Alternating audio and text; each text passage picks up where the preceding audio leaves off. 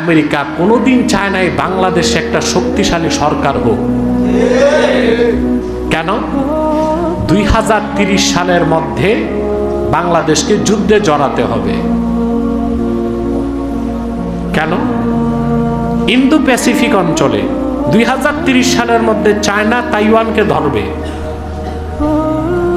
China যখন তাইওয়ানকে ধরবে, America এখানে হস্তক্ষেপ করবে। তখন ইন্দো প্যাসিফিক অঞ্চল দুই ভাগ হবে, একটা মার্কিন বলয় আর একটা চায়না বলয়। এখন যে যুদ্ধ হচ্ছে, যুদ্ধের মূল কারণটা কি জানেন? স্ট্রেট অফ হরমুজ, হরমুজ প্রণালী। এটা দিয়ে পৃথিবীর 1/5 তেল আসে। স্ট্রেট অফ হরমুজ হচ্ছে 21 মাইল পাস।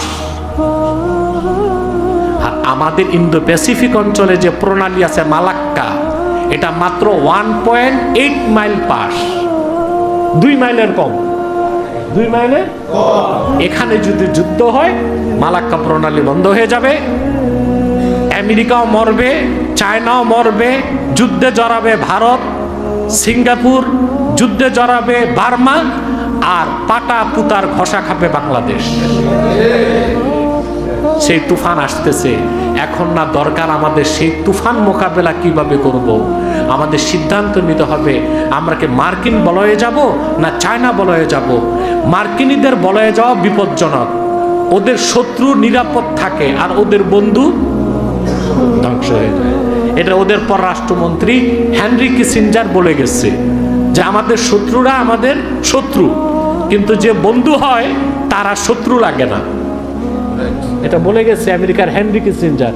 অতএব অবশ্যই আমাদের উচিত চায়না রাশিয়ার সাথে পররাষ্ট্রনীতিকে মজবুত করা, ভারতকেও শায়েস্তা করে ঠিক রাখা, মার্কিন আগ্রাসন থেকে দেশকে বাঁচানো। আপনারা আলী রিয়াজ আর ডক্টর ইউনূস যে সনদ করে দিয়ে গেছে, এটা নিয়ে মারামারি বাদ দেওয়া দরকার। সর্বোপরি ব্যক্তি জীবন, সমাজ জীবন, রাষ্ট্র জীবনের সকল ক্ষেত্রে আল্লাহকে ভয় করে চলব। ব্যক্তি জীবনও সফল হব, আখিরাতেও সফল হব। পারবো না ইনশাল্লাহ?